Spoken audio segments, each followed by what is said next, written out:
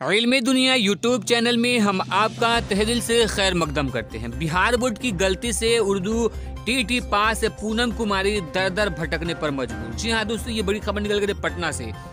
आज पटना में उर्दू टीटी की लड़ाई में उस वक्त एक नया मोड़ आ गया जब पूनम कुमारी नाम की एक गैर मुस्लिम तालिबात ने अपना रिजल्ट रियासती सदर मुफ्ती हसन रजा अमजदी को दिखाया। पूनम कुमारी पसमानदा तबका से आती हैं और 2013 में उन्होंने उर्दू टीटी का इम्तहान दिया। पहले और दूसरे रिजल्ट में कामयाब हो गई, मेरिट लिस्ट में नाम भी आ गया, लेकिन बोर्ड की गलती से 28 सवालों की वजह से फिर फेल कर दी गई।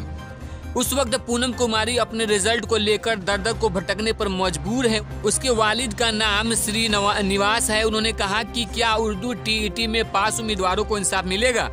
पूनम कुमारी ने कहा कि हम ऐसे हिंदुस्तान में जीते हैं जहां रिजल्ट दिया जाता है और मेरिट लिस्ट में नाम आने के बाद फेल कर दिया जाता है। इंसान पढ़कर क्या करेगा। एक तरफ हमारी सरकार कहती है बेटी बचाओ बेटी पढ़ाओ, बेटियों को उच्च शिक्षा दो, लेकिन जब बेटियां पढ़ लिख कर उस मंजिल को पहुंचती हैं कि जब उन्हें रोजगार दिया जाए, नौकरी दी जाए, तो वहां पे उनकी नौकरी छीन ली जाती है।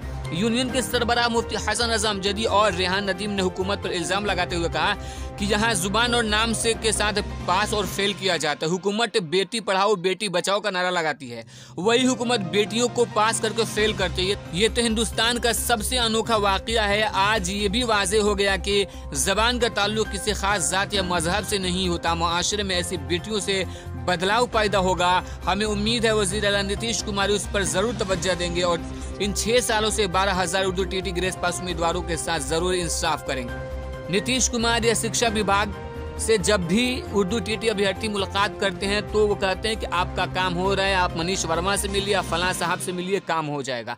लेकिन सिर्फ और सिर्फ आशाएं दी जाती हैं, उम्मीदें जिताते हैं, लेकिन कार्रवाई कुछ भी नहीं हो पा रहा है। तो ऐसे में कब तक आखिर इंतजार करेंगे उर्दू बांग्ला ग्रेस पास अभ्यर्थी इस नौकरी के इंतजार में? क्या इलेक्शन से पहले उर्दू बांग्ला टेट अभ्यर्थियों को इंसाफ मिल पाएगा? ये बहुत सारे सवालात हैं जो हमारे और आपके जहन में पैदा होते हैं। अगर इंसाफ नहीं मिलता है तो आने वाले इलेक्शन में इसका असर बिहार के चुनाव पे पड़ेगा और नीतीश कुमार को काफी नुकसान का सामना करना पड़ सकता है। तो दोस्तों आप क्या कहते हैं, आप हमें कमेंट बॉक्स में जरूर बताइए और वीडियो चले तो लाइक करके दोस्तों के साथ शेयर जरूर कीजिए।